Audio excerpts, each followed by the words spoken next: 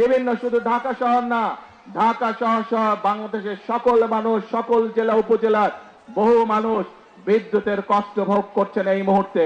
কিন্তু এই যে বিদ্যুতের সমস্যা, এই সমস্যা স্বৈরাচার, যে স্বৈরাচারকে এই দেশের মানুষ বিতাড়িত করেছে, তাদের আনপ্ল্যান অপরিকল্পিত পরিকল্পনার জন্য, অপরিকল্পিত বিভিন্ন পদক্ষেপের জন্য আজকে বিদ্যুৎ এবং জ্বালানির এই অবস্থা।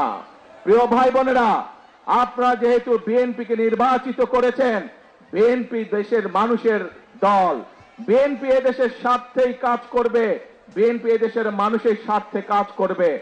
আজকে এখানে দাঁড়িয়ে আপনাদের সামনে আমি বলতে চাই, এই আগামী 27 তারিখে আবার জাতীয় সংসদের অধিবেশন শুরু হবে। সেই জাতীয় সংসদ অধিবেশনে আপনাদের দল, আপনাদের সরকার দেশের মানুষের সামনে জাতীয় সংসদের মধ্যে উপস্থাপন করবে কিভাবে আমরা ইনশাআল্লাহ আগামী 10 বছর এই দেশের বিদ্যুৎ সমস্যার সমাধান করব। সেই পরিকল্পনা আমরা দেশের জনগণের সামনে উপস্থাপন করব পবিত্র জাতীয় সংসদে।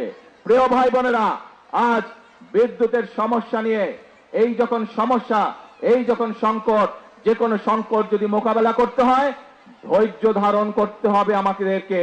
যে কোনো সংকট যদি মোকাবেলা করতে হয়, ঠান্ডা মাথায় পরিকল্পনা গ্রহণ করে ধীরে ধীরে সংকটের মোকাবেলা করতে হবে।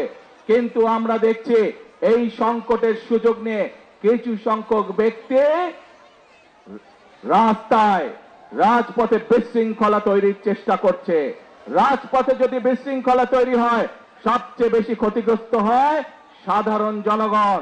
তাদের ব্যবসা বাণিজ্যের ক্ষতিগ্রস্ত হয়, তাদের চাকরি বাকরি ক্ষতিগ্রস্ত হয়, তাদের জীবনযাত্রা ক্ষতিগ্রস্ত হয়, কিন্তু উপকৃত হয় সেই সকল বিশৃঙ্খলাকারী।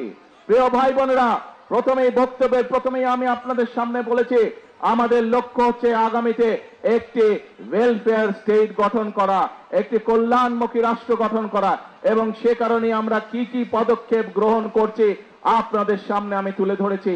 এখানে আপনারা হাজার হাজার মানুষ সমর্থন দিয়ে বলেছেন যে এই পরিকল্পনাগুলো যদি বাস্তবায়িত হয় তাহলে বাংলাদেশের মানুষ উপকৃত হবে, তাই তো নাকি?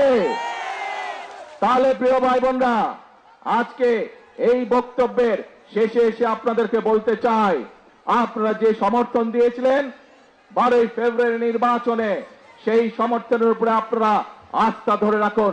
ইনশাআল্লাহ আপনাদের নির্বাচিত দল বাংলাদেশ জাতীয়তাবাদী দল ইনশাআল্লাহ জনগণের জন্য অতীতেও কাজ করেছে, বর্তমানেও কাজ করবে, এবং দেশ এবং জনগণের স্বার্থের বাইরে কোনো কাজ করবে না।